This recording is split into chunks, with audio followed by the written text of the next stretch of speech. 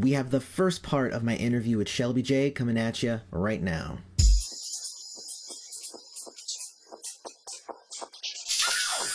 Hey everybody, welcome back to Prince's Friend. I'm your host, Prince's Friend, and if you've been around for a while, you all know how big a fan of Shelby J I am. If you don't know who she is, let me tell you a little bit about her. Shelby J is a singer, songwriter, social activist from Greensboro, North Carolina, and she's on a mission to spread positive messages through music, books, art, fitness training, live performances. These core messages being to inspire love and light. Shelby's performed with some of the greatest talent in recorded music history, having toured and recorded with her own band, Black Gypsy, Groove Theory, Mary J. Blige, Anthony Hamilton, D'Angelo, Santana, Larry Graham, and obviously, Prince. You've heard her on many a Prince track as well, from her co-lead on Chelsea Rogers to her voice being lent to many other tracks like Lay It Down, Future Soul Song, Colonized Mind, Mr. Goodnight, and most famously on stage with Prince at the 2007 Super Bowl. Shelby J recently founded her own company,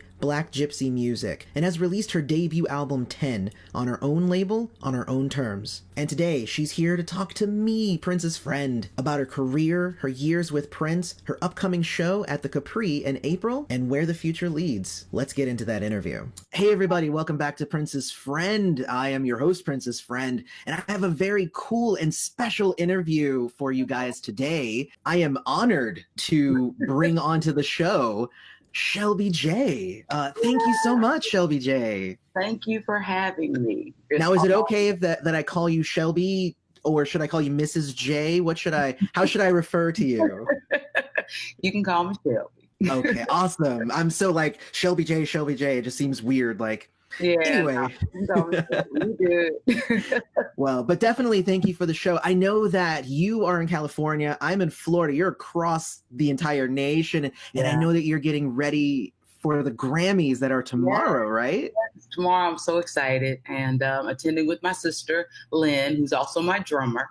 And we're so excited. It's, tomorrow. So I can't wait. I saw you talking on Facebook Live that this is actually your first time going to the Grammys. Is that right? Yeah, we would do, after shows and stuff in LA at the house. Prince would be like, we got a lot of people coming back after the Grammys. We're going to jam. Okay. And so we would jam. We do that, especially times we were out there during, like the forum shows and stuff like that. We were there. But I never went to the ceremony, and I would watch it on TV and everything. I'm like, they'll be here soon to just let out. So they'll be on their way to the house, But I'm excited about going. And I love my dress. And I told somebody, I said, I kind of feel like Cinderella going to the ball. And I'm not afraid to let people know that, because I think that humility is really important. And I try to be transparent with folks. And when something means something to you, I watched the Grammys like everybody else from the time I was, 4, 5, 6, 7. And I would watch those shows and have the dreams about, being on stage and performing, which I will be, being nominated, accepting, but just being around that energy of all of that creativeness, from all of our genres, from everything, being in that room. I was like, what must that energy feel like? So I'm excited to be going to soak that up, and be with my sister. It's like, that's a win-win. Definitely. And who are you wearing? Are you wearing a famous designer? Well, she's gonna be famous. She's a Nigerian sister, and her name is Nike. It's spelled like Nike, but it's pronounced Nike. And all of her pieces are handmade, they're hand beaded, and they're one of a kind. And this piece speaks to everything that I've learned, everything that I am, and everything that I want to be. And I think that it's when I put it on, I was like, yep, this is Shelby J all day. And I know Prince would approve, because he taught me a lot. And he taught me how to, stand in my truth, as far as I don't need to look like anybody else. I don't need to see what's hot. What are they telling me I should wear? It's like, baby girl, you have to be true to you, and you set the trend. Don't follow, but really speak to your truth. And I went and I saw some fabrics, and then I saw some of her designs, and one particular dress I put it on. I was like, this is it. It was just boom, pow. I was like, Shelby all day. So I'm excited. I'm excited. So you did speak about some of your time with Prince and some of the lessons that he's taught you, but can we backtrack a little bit? Tell me a little bit about your time, like before you got to Prince. Like how did you come into being? Because I doubt that Prince just plucked you off the street. You had to already kind of be in your own a little bit when he found you, right? Definitely. I have been working and I've been earning my stripes. And he told me, he was like, where have you been? He said that. And I was like, I told him I've been working with everybody. Most notably, the Mary J. Blige's, Anthony Hamilton, Martin Luther, D'Angelo, of course, Voodoo Tour. And that's where Anthony and I toured and did that iconic tour with Voodoo with D'Angelo. And right after that, I was singing with Anthony when he did his solo project. And I had a break from singing with Anthony. And Sandra Manning called me to come and fill in with Larry Graham for like one night. And it was in Vegas at 3121. And Prince was out there and he got to hear me sing and he liked what he heard. And obviously, and he called me he came on stage that night with us and we were singing together. And then they called me back to come out to Vegas. And I was like, okay, I'm going back out there. I don't know where this is going, but it was so cool. And it was like a dream. It was just every step of it. Even as I reflect back on it, it's just those things in a dream, like, okay, this happens and this happens. And then he's like, I want you to join my band. And I'm like, I got to call Anthony because I was on break. I was still in his band. And he was like, I leave my band to sing with Prince. I was like, okay. So that's how that happened. And, we started rehearsing with the Super Bowl shortly after that.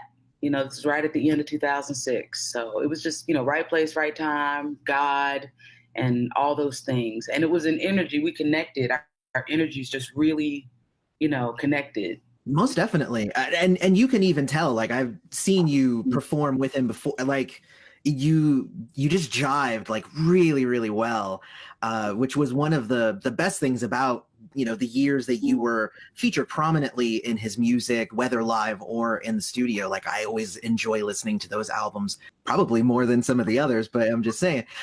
So what was like one of your favorite projects that you worked with him, like a particular song, a particular album? No doubt, Chelsea Rogers, because I had just got with him and he was finishing up Planet Earth. And there were certain songs that, I'm brand new. So we would only play, I got to tell you a little bit of the story. It's so beautiful. I was just I'm out in LA. My girlfriend Grace is out here. She was around during this time. Mm-hmm. And she came out to Vegas and we were going to take a trip to the Grand Canyon and do like a Thelma and Louise thing, but not the ending, and go on out there. And then I get a call. We only worked on the weekends at 3121. So during the week, some people, Prince will go back to Minneapolis, people go to LA. I was still at the Rio. That's basically where I moved into from North Carolina to the Rio. And we were playing Scrabble by the pool. I never forget this. And my phone rings and it's Raul, who is a part of Prince's team at the time. And he says, Prince wants you to come out to LA and do background vocals on the song. And I was like, okay, so I think it was Tuesday. And I said, well, how's like Thursday or something, because I've got my friend here and she just flew in. He goes, no, maybe like in 3 or 4 just gonna fly you. I was like, oh, okay, great. And that was kind of my introduction to how when he had an idea, he wanted to get things done, and it wasn't, it was there was a sense of urgency for that. And I was like, wow. And I said, Grace, okay, I'm gonna go pack. And I went in. There were no lyrics. And the engineer was there. Prince wasn't there. And he said, let me play the song for you. And he played the song. He's like, Prince is on the phone. And so I'm talking to him and he goes, I want you to, kind of sing what you hear. And there were no lyrics. So I had to, and there are a lot of lyrics in Chelsea Rogers. It's a lot of words in that song. So I sat for maybe about an hour and did the lyrics line by line, line by line, line by line, you know.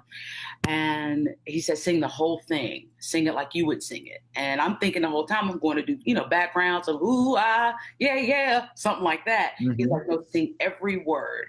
And I did. And then when I heard him play it back, it was the record, and it was the duet. And he said, you know, you're going to love this, and it's us. And I was like, what? Like, yeah, I was gonna say, because like it was pitched to you as backing vocals, but I'm like, you pretty much ruled that song. Like, yeah, I mean, that speaks a lot to his generosity, because he didn't have to do that. You know, he didn't have to, as I always say, like put me on Front Street like that. He did not have to do that, but it was just so beautiful. You know, he's like, you know, you work for this, and he would just say little things like that to make me aware that he was aware that I didn't just show up today wanting to sing. You know, he could feel it, he could see it, and when he had the opportunity to feature me or to help me shine, he always did. And you know, he helped me to step into that. You know, because even being a background vocalist with different people, like Prince was the one that had, I mean, he had me, Shelby, you know, just the way he would say my name so many times in the show. I'm like, man, this is beautiful. You know, he brought the same way that we were off stage, on stage, so people could see that. And that I'm like, that's cool. Everybody doesn't do that, you know? So Chelsea Rogers for me is a very special song. And that's that memory of that, and just how he let me shine on that with him. And then I got into really listening to those lyrics, and I'm like, man, brother is so deep. He's so deep. I mean, most definitely. And let me add as well, if you were to ask me which was my favorite that you've been on, I would have also said Chelsea Rogers. Yeah. But that was even without me knowing all of that. Now I love it even more. Oh, so. Yeah. And it was, you know, and I said, wow. And then we did Future Baby Mama, which was another one. And he let me he trusted me. He let me basically arrange my background vocals. Like he would, like, who does that? Like I have people that never produce nothing that want to tell me, he'd be like, no, just sing what you hear in your head. Sing what you hear. You know what you hear. Sing what you hear. And he gave me that freedom to layer those vocals and to layer all those parts. And then he would mix it in with his. And I had friends that didn't even know at the time I was singing with Prince, and they heard Future Baby Mama, and they could tell by the way that I had like layered my vocals, like on my earlier stuff. They were like, is that Shelby? Like just they could pick up on that, like from the Black Gypsy stuff and everything. So it was kind of like a signature that I would have with how I would do vocals, and he let me do that on his record. I mean, it's Prince. Come on, man. It's like, really, like, you don't have to do this stuff. And so he just let me be free to create and to take part in his art, which was beautiful. So I will add that there are a lot of singers and artists out there that can sing, but like it really takes having a specifically kind of unique voice to really kind of stand out. And like, you're one of those. And like, if I hear it, I'm like, wait, that's Shelby. Wait a minute. So thank you. I think I respect that with people that I love. Yeah. Like when as soon as Anthony Hamilton comes on, you know it's him. You know when Fantasia comes on, it's her. You know when Prince comes on. If a song comes on and I don't know who it is singing, there's something wrong with that.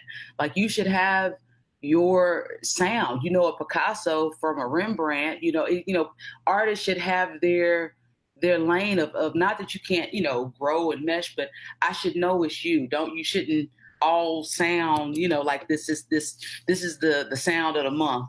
So we got to all sound like this. It's like, no, whatever I sing, it's going to sound like Shelby, whether it's the Star Spangled Banner or whether it's Moved On, it should sound like me. You should know it's me. Well, and that's actually one of the cool things about you that I've noticed listening to not only the music that you've released, and we're going to get to that in just a second because I really want to talk about 10 with you.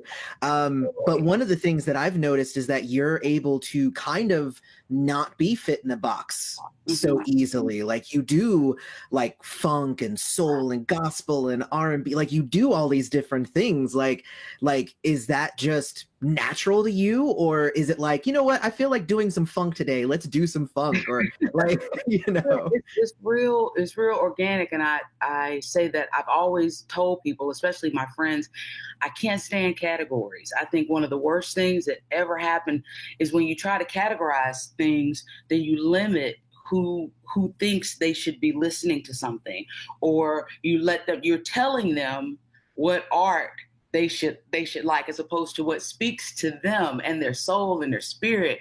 So you got, a sister growing up in the hood that thinks that she's not supposed to want to listen to Shania Twain.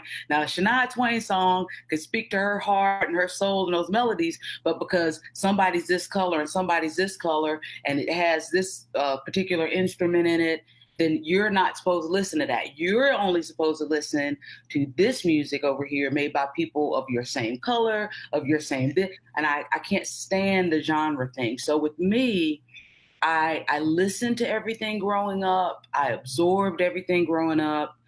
Grew up in the Baptist church. So there's that. My mom, minister of music. My sister was on drums. My other sister, Kim, was singing. Grew up listening, to Mahalia and to Mavis. That's all in here. Could hear country music all around me. That's all in here. My sister was playing Parliament and Funkadelic. She's 10 years my senior. I'm hearing all of this as like a 7-year-old and an 8-year-old. The Barcades, like just absorbing that, my dad playing Otis Redding and Aretha Franklin and just the Doobie Brothers, and just getting it all into me, and it spoke to me. So I would listen to what I wanted to listen to, and I didn't kind of let anybody direct me and direct that part of me. So then when I started to create my own music, I'm like, I'm gonna paint with all the colors in the crayon box. I'm not gonna let nobody tell me I only have to use the orange and the blue and the green. It's like, nope. I'm gonna use all of the colors. And then I might want to just take one color and do one color. Yep. Because with I just, did a gospel song, as you're aware of, and people are like, oh, are you switching to gospel now? It's like, wow, I'm never going to limit myself. And I understand society makes you, they tell you, no, you have to go and then go and then go. But man, I'm an artist and I'm free, and I know who I am more so now than ever, because I'm older and I've been through some things and I've learned some things and I've taken some bumps. So the stuff I'm writing about now and speaking to now, it's my truth. So it's going to speak to somebody. It might not speak to everybody. Everybody might not like this song or that song, but it's always going to be my truth. I'm always going to do that. So it might have some heavy funk. It might have some slide guitar. I might do a whole thing that's orchestrated with strings where it sounds like Disney, but it's coming from what I feel, and I'm not going to let anybody outside of me tell me how to create. If I feel it, because Prince would do that. He would create and put out even what he wanted to, and not ask, is this cool? What do you think of this? Like before he released something, like if you don't like it, he's not putting it out. It's like, no, because everybody ain't gonna like everything. That's just the world. But you have to be true to yourself, and really stand in that. Yeah. Well said. I had a very similar, hell yeah. I had a similar upbringing. Like it's good to have upbringings like that. I think definitely. It's cool. It's real cool. I'm thankful. I love my mama, Mama J, and my father. He's passed on, but he's with me every day. And Prince loved my parents as well, and he knew how much I love family. And a lot of people are like, did your mom ever meet Prince? I'm like, did she? Mamie J ran up on Prince at 3121 and hugged him so tight. It was like this kind of hug. Who we are. So she wasn't going to be with him any different. She wasn't going to walk up and kneel or what. That's just not who we are. And so once he met my mother, he said, I understand you now even more, which is cool because you come from your mama. So, he met her and he's like, yep, I get you. So now you mentioned My Truth, which is actually one of the tracks on your album 10. Mm-hmm. Yeah. So I guess that's a great segue for us to shift over into talking a little bit about 10, which I actually I reviewed 10. I think it was over a year ago. I saw it. Oh, you did? Oh, no. Thank you. No, I got some lyrics for you too. I got awesome. Yes, I do. Thank you for that. I like honesty. I like people to tell the truth. You're not just like, oh, I love everything. That's not real. It's but you speak to tell people how they can do things better and things that an artist might not think of, or something like that. So I watched it. So thank you. If you have the lyrics, I know where to put them online, so it'll be prominent and everybody will be able to find them. Send them over. I got you. Oh, I got you. I sure. I was like, oh yeah, let me make sure of that. Now I listened to it a bunch. Of course, I had to go back and watch my review to be like, what did I say? But definitely, I enjoyed the album, and I can tell that like those experiences were like from your soul. Like your singing is so authentic on that album. Is there like possibly, and you don't have, I know all songs are your children, but is there maybe one of those songs that, even now just we're a little bit separated from the album's, official release, which was, in 2017, like, is there one of those songs that speaks to you even now today, like even more? Wow. I think, Who You Are. Okay. Most definitely. And also Day in the Sun, lyrically, as well with Day in the Sun. Who You Are, because, Prince taught me a lot about trusting that, really trusting that and knowing that your strength comes from that. That's you. There's only one you, you're unique. And so go with that and trust it. And everybody might not get it, and that's okay. But that's what he always did. And he didn't care about if society was going to get it at the time. He was, way ahead anyway. But he helped me to realize to really trust that in myself, after earlier, things in my career where, people can teach you to kind of doubt that, like, no, you need to do it more like this, or Shelby, if you do it like this, even though that's not what you're feeling or not where you're going, they're like, no, try this. Just trust in that. And it's so easy to be who you are. It's like, you can be who you are every day.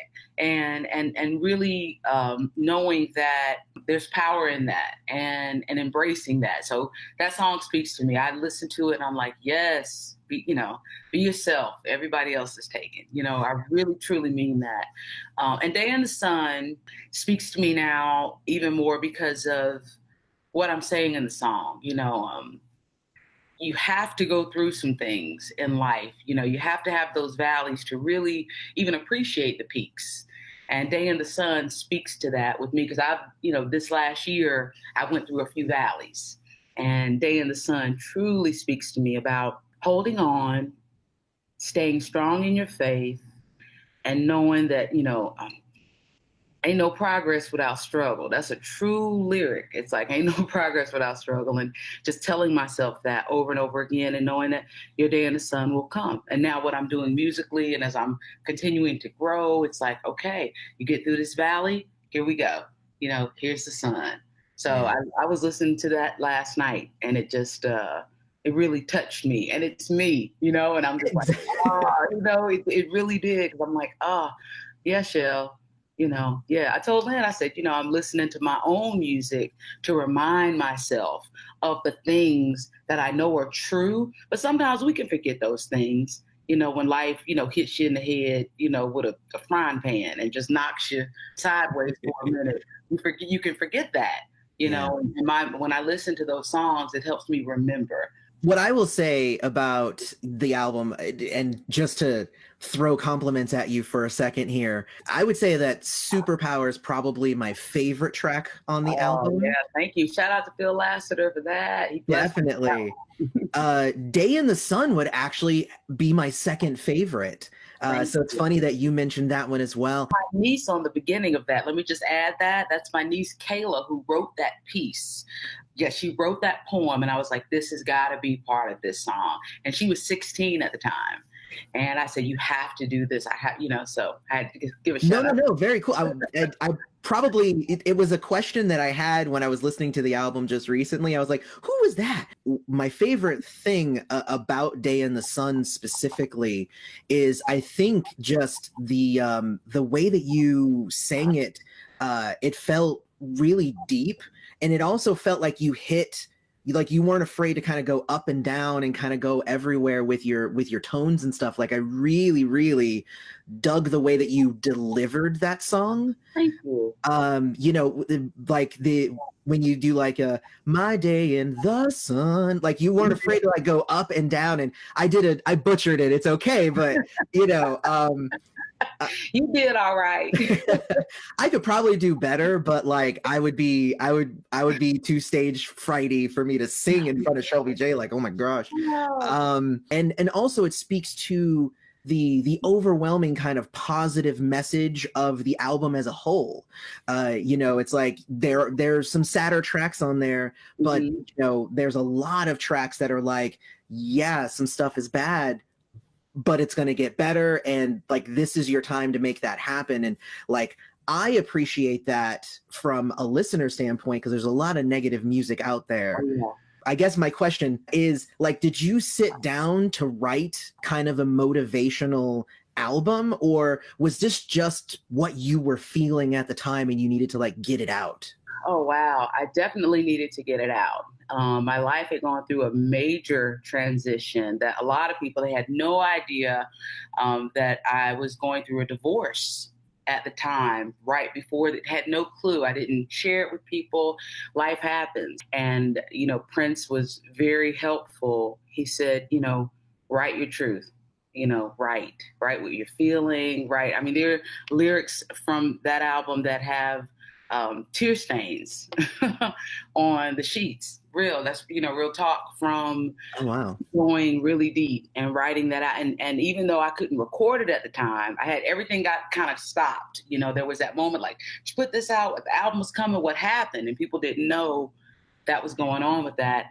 But he said, you might not feel like singing, but at least write it. Cause I'm like, I can't, I just can't, I can't sing this stuff, right now. But I had it ready so that when I could go and sing those songs like Run, and I could sing those, that I would know the right time that I could record them.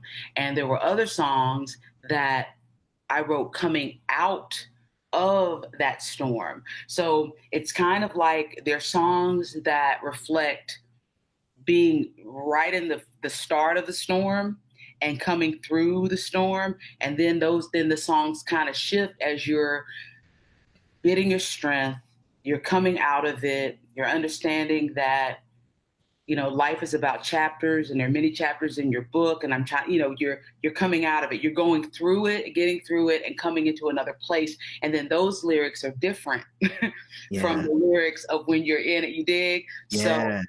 that you hear those, the It's My Times and everything kind of lifting up to boom, moved on to the, So it's cathartic, I think, in the way that it takes you through the valleys of things that people had no idea, like I said, that I was going through, into coming out of it like, you can get through this. And I hope, because I'm not the only woman or man or person that will go through any kind of heartache or Yeah. hardship. Also, I just lost my dad, right before, and I was still, that's a major loss. And so there were things that were in me, but you have to face those things and grow through those things. So I'm hoping that when people listen to that music and they see like, Shelby went through this, man, she took some serious hits, some lumps, and this is how she got through it, and I can get through it too. And I want them to feel inspired and uplifted to know, like, I can do this. She did it, I can do it too. Life can be hard and just completely surprise you and knock you silly, but when you hold on to your faith and you look for your strength, you can make it through. You can. You have to find those things that help you make it through. And music is definitely one of those tools. Oh, yeah. Oh man, what? I mean, even with Prince's music, people talk about it got me through this. I remember going through these trials in my life, and this music was the only thing that brought me through. And that's real. Music is so powerful like that. Oh man, and that's just part 1. There's a whole bunch more that me and Shelby got to talk about. I hope that you come back for part 2, which will be launching tomorrow. Until then, don't forget to check us out on Twitter and Instagram. They're both at Princess Friend YT. You can become a patron and support the channel directly at patreon.com/princessfriend. And until next time, may you live to see the dawn.